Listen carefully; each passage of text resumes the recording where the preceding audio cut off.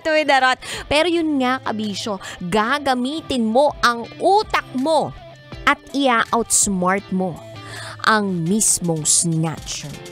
Bakit ko ito naitanong? Kasi recently may nagte-trending.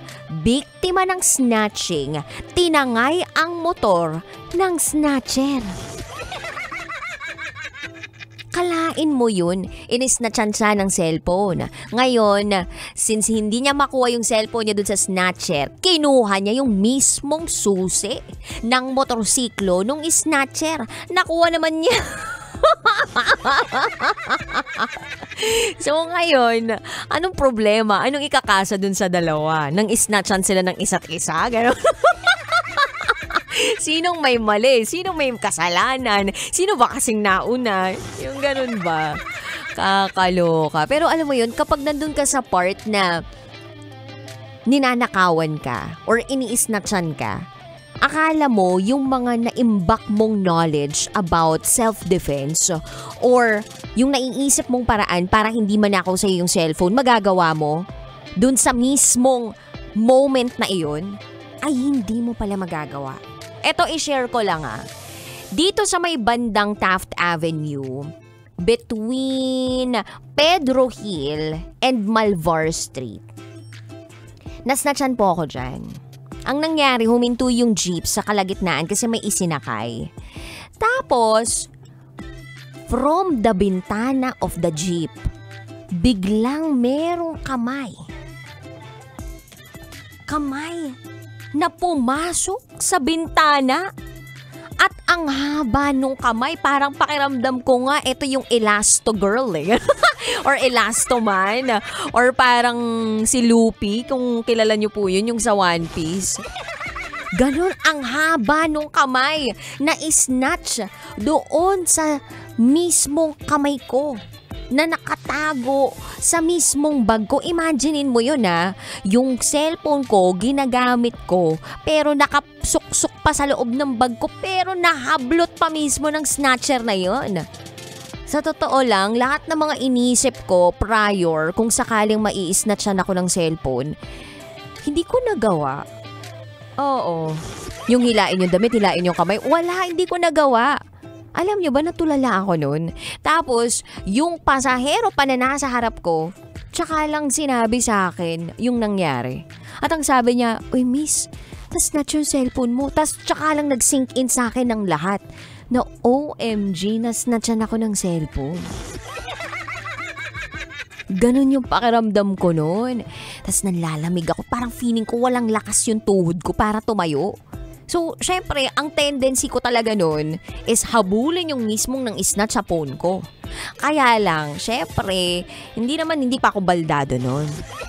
Ang bilis tumakbo talaga, lumingon pa nga sa akin, nakita ko pa yung mukha Ang nangyari, meron pa ako isang cellphone, tapos dun ko chinat yung co-DJs ko na, uy, by the way, na-snatch yung phone ko, please help, ganyan. So, tinrack kung nasaan, ay grabe, hulaan nyo kung saan napadpad. Nasa may bandang pier. Tapos ang dami pa nangyari nun, inireklamo ko pa, ganyan. Ang dami pang naganap ang ending, hindi ko rin naman nakuha. Ako pa nasisi kasi nilabas ko daw yung cellphone ko. Ay nako. But anyway, lesson learned talaga yun sa akin. Na wag talaga magsi-cellphone sa lansangan. Pero syempre, sa panahon kasi ngayon, ang pangit ng pakiramdam na victim blame. Alam mo yun, hindi ka kasi nag-iingat kaya ganyan ka Kung tutuusin, dapat ang mas paigtingin natin dito, yung proteksyon at seguridad ng nakararami. Hindi yung kasalanan mo dahil nilabas mo yung cellphone mo. We should be living in this world comfortably and alam dapat natin na lumalakad tayo sa mga kalye nang safe tayo dahil nai-implement ng maayos yung justice system. Parang pangit na pagkakabigkas ko doon Diba, dapat na-implement yung justice system, nai-implement yung security, yung protection, yung peace and order sa mga barabarangay o kung saan man. Alam mo yun? Kaya napakahalaga din ng pagpili ng mga mamumuno. Ayan, naipasok pa yun. Napunta sa snatching tapos biglang boom, eleksyon. So, napakahalaga po ng pipiliin nating mamumuno sa ating barangay. Ngayong barangay election 2023. Pero syempre, mas mahalaga na nakikinig ka sa amin ng radyo ngayon. Hello! Naka-live po tayo at alive na alive ako ngayon kahit lahat ng mga tao nagbabakasyon na. 3 to 5 p.m. tayo magkakasama ngayong araw na Itetsuwa. Kapiling ang babaeng naniniwalang hindi man ako palaging may pera. At least palagi naman akong maganda. This is me, the one and only DJ Rockitera. And today, Monday, isang espesyal na episode ng Secret File ang aking babasahin. It's a Halloween special for the whole week. This week, kaya naman samahan niyo ako. Ibibigay ko na po ang patikim ng DJ Rocky's Secret File, the Halloween special.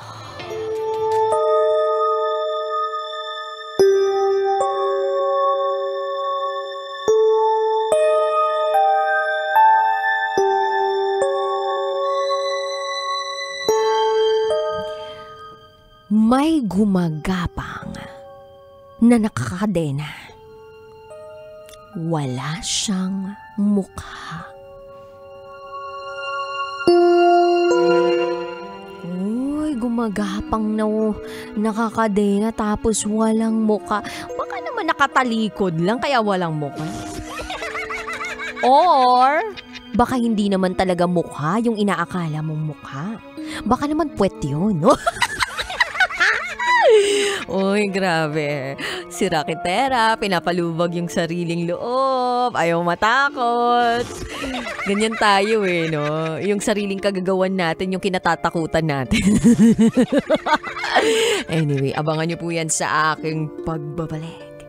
Kasama mo si DJ Rocky and you are listening here sa stasyong number 1. Number 1 sa mga mahilig manggapang sa kakalsadahan. 90.7 Love Radio. Up next is DJ Rocky's Secret File, the Halloween special. Sinira ng tatay ko ang pagkababae ko. Siya!